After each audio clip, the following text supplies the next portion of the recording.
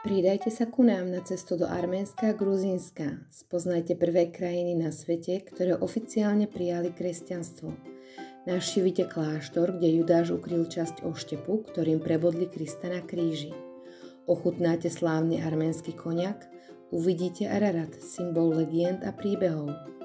Prezrite si arménsky Vatikán, Edžmiadzinskú katedrálu, ktorá je najstarším kostolom na svete.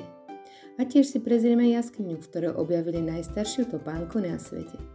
Prekvapí vás pohostinnosť miestnych obyvateľov a samozrejme potešíte svoje chuťové poháriky a ochutnáte tradičnú gastronómiu.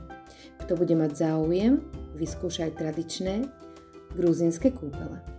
K tomu náš skúsený sprievodca, poprípade kňaz, tak neváhajte a pridajte sa ku nám a rezervujte si svoje miesto hneď.